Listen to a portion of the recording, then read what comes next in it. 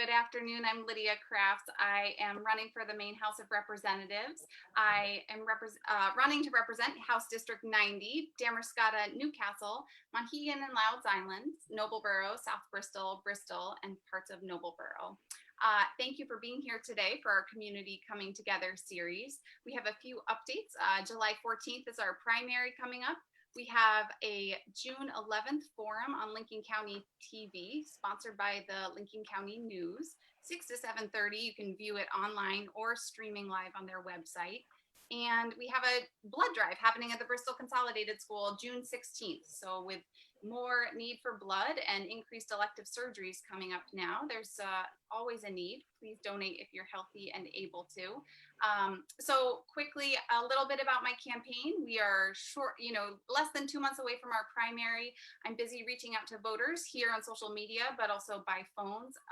We've been doing a great job of connecting with voters and making sure folks have access to their absentee ballots. If you have not yet ordered yours and would like to, please go on to the Secretary of State's website or call your town office. It's easy to do. I've already requested mine and they should be sent out in mid-June. We are looking forward to everyone staying safe and healthy. If you choose to go to the polls, they'll still be open from 8 a.m. to 8 p.m. on July 14th. So without further ado, sorry for the delay, we have two great collaborative community leaders with us today, Karen-Ann Hagar from the YMCA, the CLCY, and Jess Breithaupt from Healthy Lincoln County. So we were just chatting a little bit and I wanted to get back to what were your jobs like before this pandemic? Because we're going to jump into Lincoln County Food Initiative stuff before, but first let's just hear a little bit from each of you around how you stayed busy pre-pandemic and what your jobs looked like then. We'll start, go ahead, Jess. Thank you. So pre-pandemic, I was in substance use prevention. So I was planning, when am I going to go to which area high school and do a presentation on substances? What are the youth activities we're going to try to do? Who are the other community partners we want to involve? What presentations are we going to do? And we had a calendar that was full. More full than last year, and we were very excited about all these new opportunities we had. But because we spend so much time in area schools, when things started to close down, we had to completely shift gears. And we wear many hats at Healthy Lincoln County. We help out with all of our programs, so it was kind of a natural fit for me to think, okay, next. And what was next was a meeting on March 23rd about how we can help with the food needs that are appearing right because of the pandemic. That's great. Excellent. And I know that like you mentioned, busier and busier this year. Healthy Lincoln County is a really important issue around organization around substance use prevention in schools, in the community. You have a lot of what I would consider growing visibility in our schools, working with youth. I know I see tables at Y events, the back to school events. You're always part of that conversation around public health and making sure we're providing sort of that education and resources to families and individuals. So that's excellent to hear. Karen-Ann, what about you? Talk to us a little bit about your work. Yeah, so I'm from the CLC YMCA, and my role there is overseeing the after-school programs that come in from Bristol, Nobleboro, Great Salt Bay, some of the Montessori kids, some homeschooling kids. And my other hat is outreach, and that's coordinating many outreach programs in collaborative with folks like Healthy Lincoln County, doing those initiatives. I also have helped with the Lincoln County Recovery Collaborative. So it goes hand in hand with Healthy Lincoln County, where, Healthy Lincoln County works with prevention, and I work with those folks that are battling with addiction and helping to get peer groups up. So any type of community navigation around that. There's like an event or some initiative that we're engaged in every month, I think, right up through to Christmas, where I coordinate all of the organizations that normally have a Christmas tree And we make sure to get out probably about 500 children in our community end up getting Christmas met, and just a whole lot of community outreach. Yes, yeah, and going back to the after school program, I know kids from the Bristol school, and did I hear, do you serve like 60 children after school or something?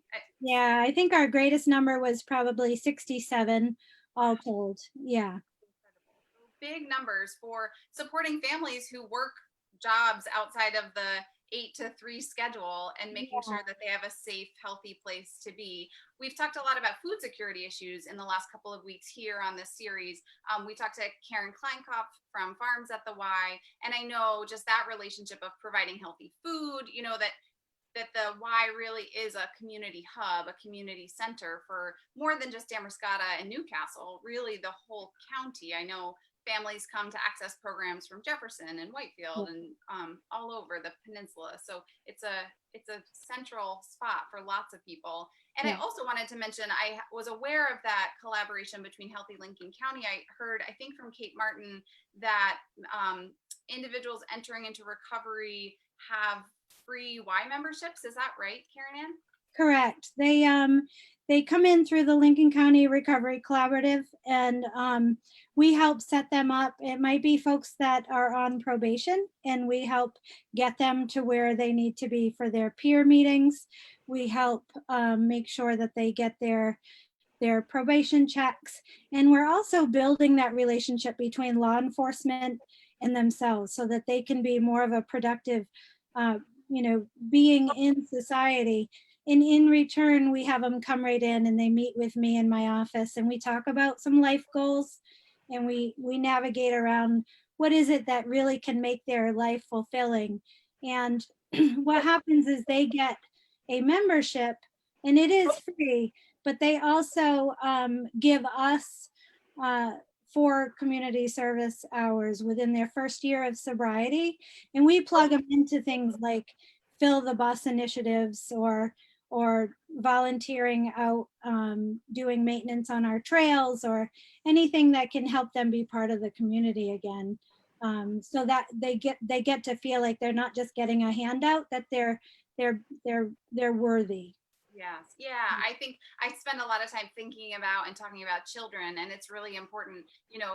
Youth rec leagues are a big part of the Y, but they're certainly only a part of the Y and what the mission of the organization does today. And I think that's a perfect example of serving the needs of our diverse community, that there are people who are dealing with the justice system who still need our support, who still.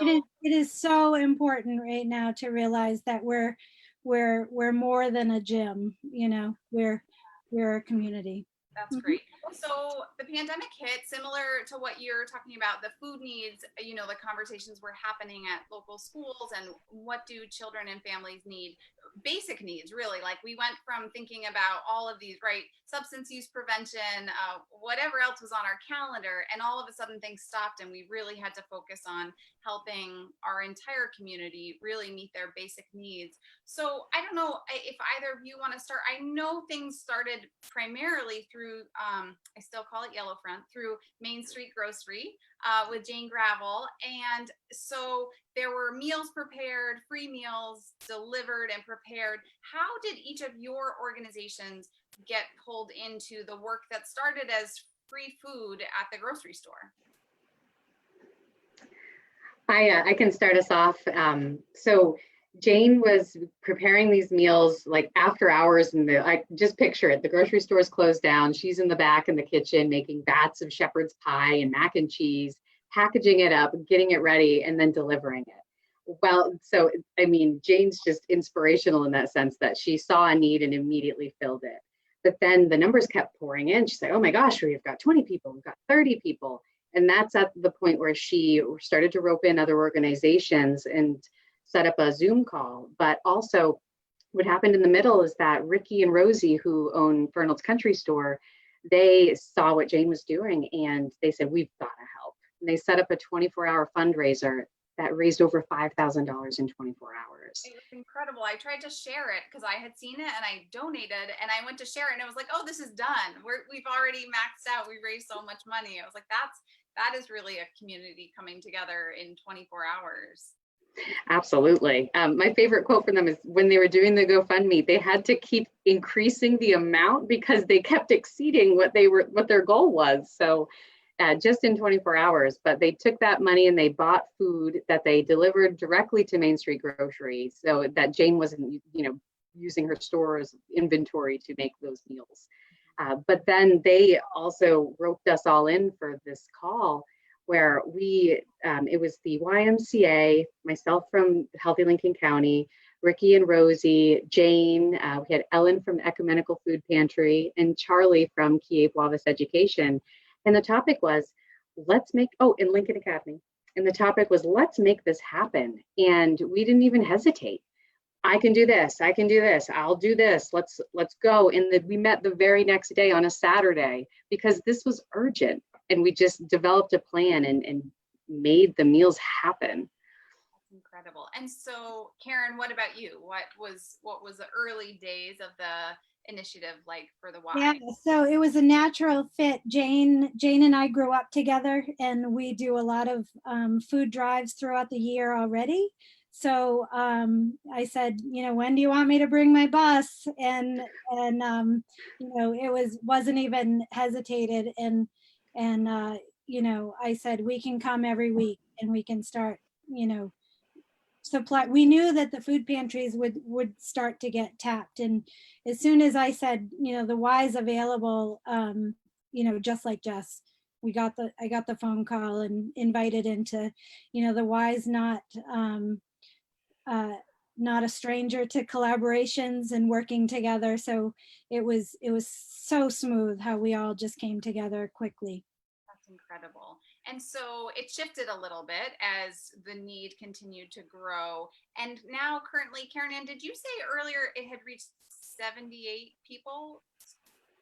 Yeah, I think that, Jess, is that correct? That's the number we're at? Yes, it fluctuates each week, sometimes as high as in the 80s, but that's about the average, yes. Right. And so food preparation is no longer happening after hours by Jane on her own at the grocery store, but it's moved up to Kiev Wavis, correct? Correct. Yes, so Kiev Wavis, so there's a piece about Lincoln Academy I definitely want to mention, because they said right out of the gate, we're already making meals for our students. We can absorb some of this excess and make the meals for you. And Kiev Wavis said, and we can deliver them. So during the first week of the transition, Kiev was making those meals, Lincoln Academy was making the meals, Kiev was delivering. But Kiev Wavis said, we have full kitchen, we have staff, let's take on this portion, allowing Lincoln Academy to continue focusing on their students, but also being a safety net for us. So if we need to produce even more meals, we have this extra space. But they were able to take it on seamlessly and then added value to it by including other items in the meal deliveries. It's not just meals.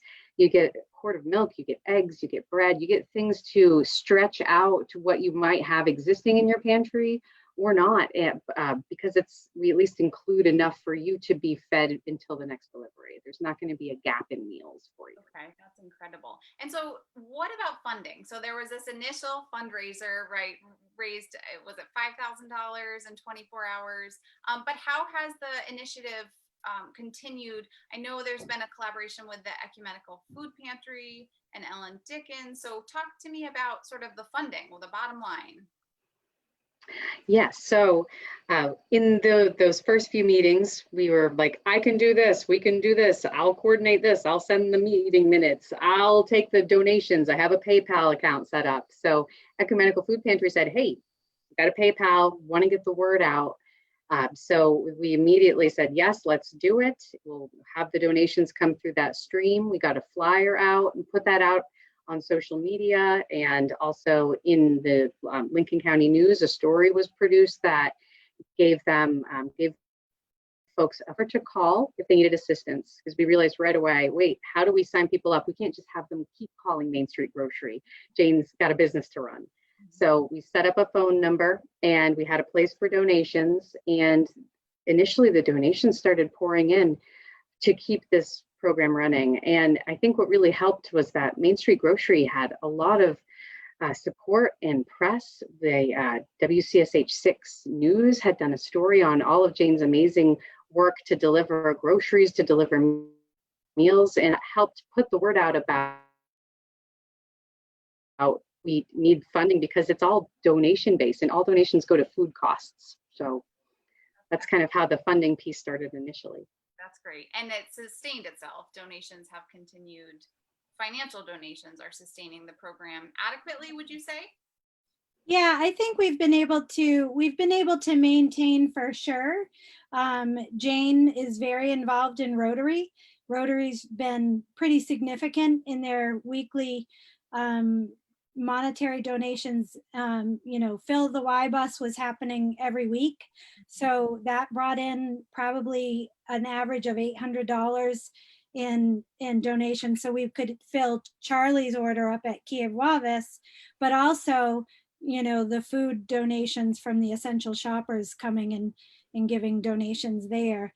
And then when there was maybe a certain need that we wanted to add a special touch to the box, Jane was so gracious in either donating over and above or just giving it to us at cost. And we would use those donor dollars that came in through the Y bus to make sure. And I just got off a phone call with one of the ladies and doing a survey, and Lee and Charlie have been putting in even little notes of just, we care about you. And she said that she's been saving them on her refrigerator to remind her what a beautiful community that we have. So it's just really taken the village. It takes a village to raise a child. It takes a village to keep the village, right? So it's been really amazing. And so the Y continues to do Tuesday Fill the Bus at Main Street Grocery, correct? Yes, it does. And what are the hours for people to donate? Yeah, we are in there from 10 in the morning till 5 o'clock at night. And those hours might adjust when the bus is available through when camps start. But we'll keep doing it as much as possible. That's great. And so the Lincoln County Food Initiative, what does the future look like? Is this a collaboration where folks continue to stay involved at the same level they have? Are things going to shift at all in the summer? I think what might help answer that question is to explain some of the evolution because it's gone well beyond meal deliveries. And I think I'll start by explaining the phone number, the hotline. So it's 207-563-6658. And it's, you leave a voicemail with your name, the town you're in, and your situation. Or if you know of someone in need, you can leave information and we'll call you back within 24 hours. But with the calls that came in, they weren't all, fitting into one specific box for meal deliveries. So we've kind of viewed them in a tiered system. If someone calls and they have funding, but maybe they're just really homebound, they don't feel that it's safe to go out and they need some assistance getting groceries, we connect them to existing grocery delivery services, curbside services. We explain what resources are out there. And if someone is suffering from food insecurity, like maybe they've lost their job, they have never been to a food pantry before, they just need some assistance knowing what resources are out there, we explain what the process is. Like I know for me, if I'm in need and I know what it looks like when I drive up to a church, or I know what the process is, if I have to go inside or if someone's going to come greet me, it removes that anxiety around getting assistance. So we'll tell them, this is how it works. If here's the food pantry hours, this is what they'll do. We kind of demystify the process for them. And then that third tier is, they are not a perfect fit for food pantries. Maybe they can't get out. Maybe it's transportation barrier, physical illness, things like that. And we carefully figure out if that resource is right for them, and then, definitely sign them up for meal deliveries. But when you start to work with food pantries, you start to see what their needs are. And we started meeting with them more frequently on a weekly basis. We started to include more food pantries in our outreach. Karen-Ann and I meet with them on a weekly basis now, almost all the pantries in the county, to try to ensure that if they're in need of a certain food item, we can deliver that either through buying at cost through Jane, through the grocery store, or finding a box truck to go get a warehouse full of food from Augusta and bring it into the county. And all of that is really done through this resource navigation. And I can't take as much credit for that piece because it's all about the people that you know in the community and those connections. And I have to say that Karen-Ann Hagar has every wall I come up against, she's like, nope, I know someone we can call. And it continues to work out for us. So resource navigation is kind of our number one. Yes, yeah, we heard from Megan Taft from Good Shepherd Food Bank a couple of weeks ago, and she was talking about some of the limitations that they're facing around a lack of access. You know, there's so much happening around purchasing by the private sector that Good Shepherd Food Bank doesn't necessarily have access to the quantities of food. So we talked about Larry Seidlinger with the transportation and the truck. I know, was it a week or two ago? I saw an image with the truck filled with, what was it, 25,000 pounds or a huge number of shelf stable food transported down from Augusta.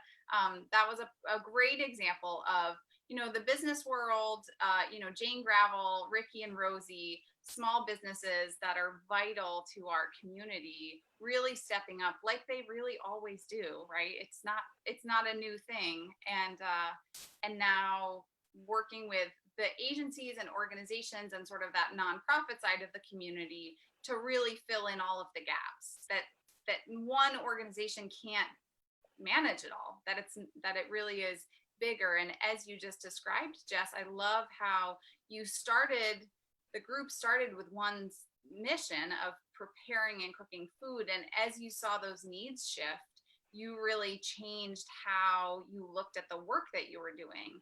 And I think that flexibility and creativity is so important at a small scale and all the way up to the state level, right? As a representative, that would be one of my priorities, is looking at really individual and unique needs of communities, and how do we shape and fit policies that are flexible in that same way, that don't create one size fits all ideas of this is how you provide food to a community. Like, that doesn't work. We've seen schools like, oh, they drive their school buses, right? Kiev Wavis is transporting food with their vans. That pickup doesn't work in rural communities versus urban communities. I think there are so many new ways of looking at our work now through this lens of having faced a pandemic, that even once the pandemic is over and we feel safe to return back to some of our regular daily interactions, we want to keep that perspective, that we want to keep, I mean, just listening to you talk about the new relationships with all of the community food pantries, right? That's not going to go away, I imagine, once things look different, or we're back at work or back at school. Do either of you have ideas of what it might look like, what the Lincoln County Food Initiative could look like moving forward, if there will be changes to it as things shift? Or do you feel like you're on a steady path and that's what you envision in the future? That's a good question, Lydia.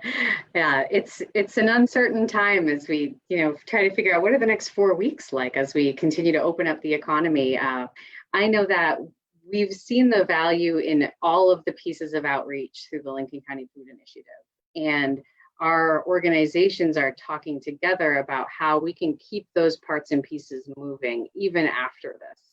And the meetings with food pantries, that's a small time commitment that we're pretty positive we can find a way to fit into our existing work structures, no matter what that looks like in a few weeks. So the short answer is we're going to keep this going as long as possible because our collaborative has been successful.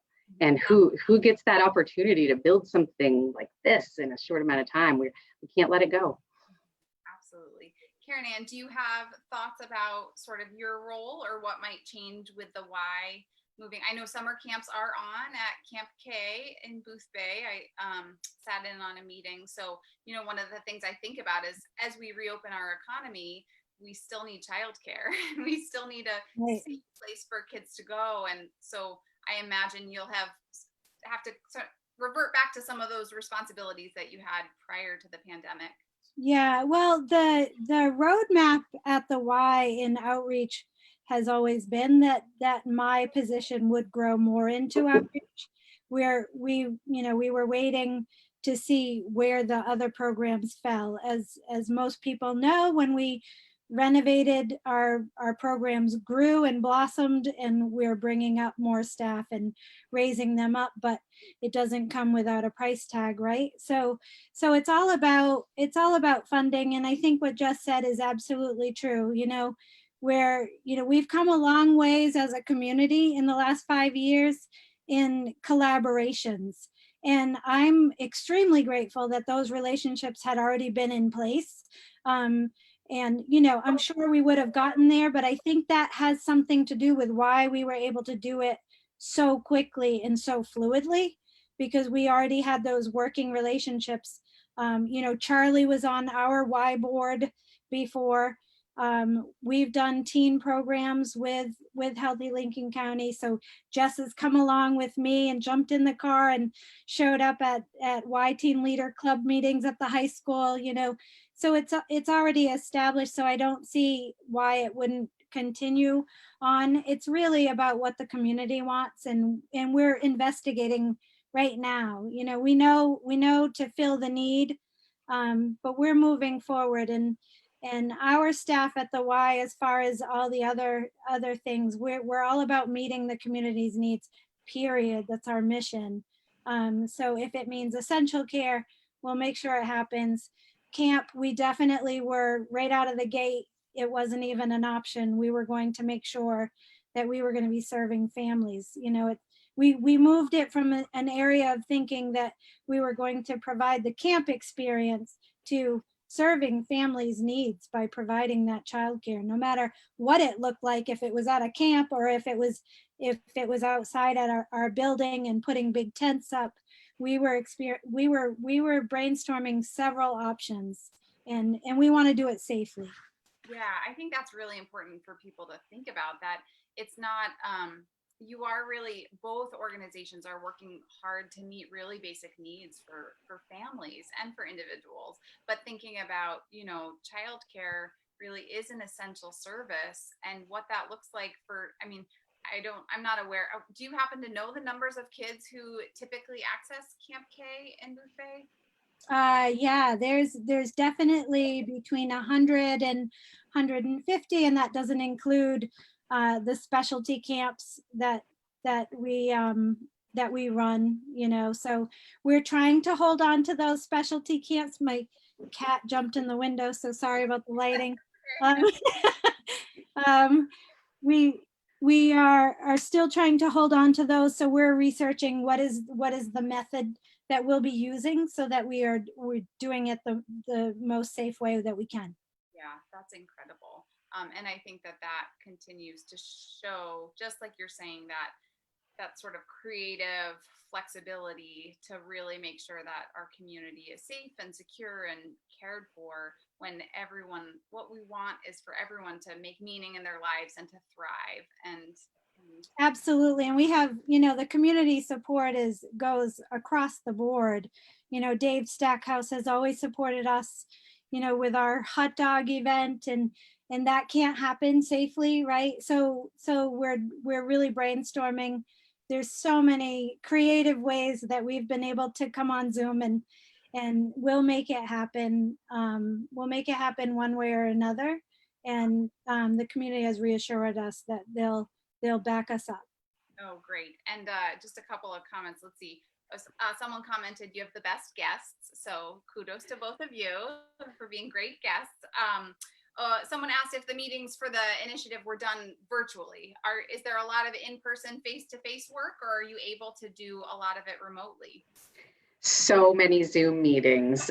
Oh my goodness. Sometimes in the early days, we would be like going through a roll call and be like, wow, we've got 16 people on the Zoom today. And we slowly started to scale it back as we narrowed down our focuses. But I mean, dozens, 10s, 20s, maybe even up to 30 Zoom meetings easily.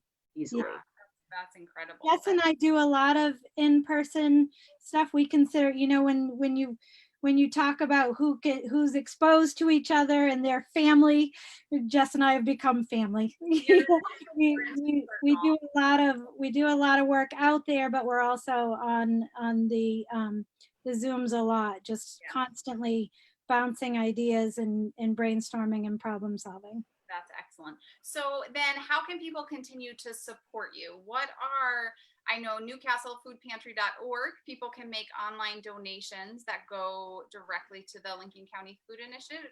We've actually had a recent change. So the Ecumenical Food Pantry very graciously was taking in donations for us for weeks as the program grew. But the administrative piece of that is pretty time consuming and they're volunteer based. So Healthy Lincoln County offered to take on the finance side of things a few weeks ago. So the way to donate is through healthylincolncounty.org/donate. And you would select on the drop-down menu, Lincoln County Food Initiative. And it's a short drop-down menu because we only have a few programs, but we do want people to indicate that piece. It helps us from an accounting standpoint. And they could also mail a check to P.O. Box 1287 in Damascotta, 04543. But again, definitely indicate Lincoln County Food Initiative or LCFI right in that memo line. Perfect. And are you looking for more volunteers? I know Chloe Maxman is running for state senate and she's recruited volunteer drivers to deliver groceries from Main Street Grocery. Are there roles for volunteers to be involved, or are you all set in that part of it? There are definitely roles for volunteers. For instance, we've had volunteers collect boxes for us, come help out at food pantries, deliver a carload full of food. There are kind of safe volunteer activities that are solitary as well. So I think the easiest way is to reach out to us through our social media channels on Facebook, Lincoln County Food Initiative. If you go to the About section, there's a volunteer form that you can fill out that we will get back to you, and we send out emails to our volunteers when we have new opportunities. But Chloe has been very fantastic. She's joined many of our LCFI meetings to share her phone banking data, to connect us. If she finds someone who has a food need, that's funneled to us immediately. So we've all been sharing our volunteers. So it's been a definitely collective effort. That's excellent. And then a little bit more focused, Karen-Ann, I know there's been an effort to encourage people to maintain their Y memberships through this. Are there other ways that folks can support the Y in sort of all of its programming, even beyond the LCFI?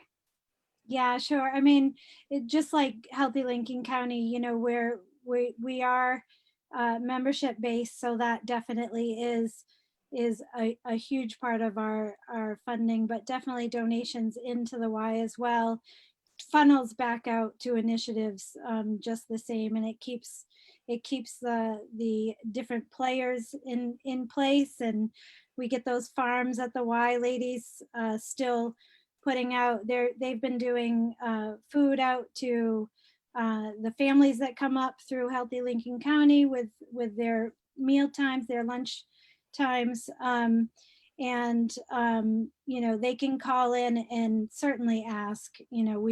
We still are, like Jess said, we're utilizing volunteers as well. Okay, excellent. Yeah.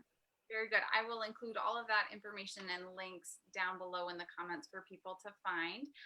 Any last words? Anything you want to share with the audience about the work you're doing? I think we covered quite a bit. I think if the community can just continue to support us, call into the donation line, that, if you think of, I think we figured it out, Jess, how many dollars feeds how many meals. I mean, Charlie has a science of the cost savings that we've been able to do because of our donors, and even to donations to fill the bus, continue to supplement those products that maybe the food pantries can't get. I mean, there's so many ways to be involved and be an arm of this. Excellent. Well, thank you both so much for joining us this afternoon. Thank you. I'll let each of you close out, and then we'll just wrap up our series. Thanks so much. Absolutely. Thank you. Thank you.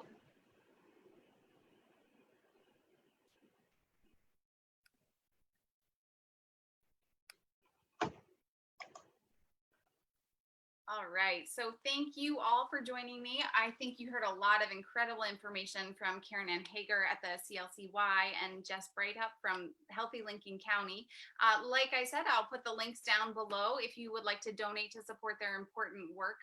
I also just want to state that as a representative for this community in Augusta, I will stay focused on meeting the needs of our entire community. It takes all of us. It takes small businesses. It takes nonprofits. It takes schools and summer camps.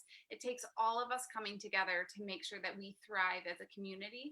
And that's the type of representative I want to be for you. So please turn out July 14th, vote Lydia Crafts. And if you'd like an absentee ballot, you can follow the link at my website, www.lydiacrafts.com. And be sure to tune in on June 11th, LCTV Channel 7 or lctv.org, and see our debate. There will be 3 primary candidates, and I look forward to a rich evening of campaigning.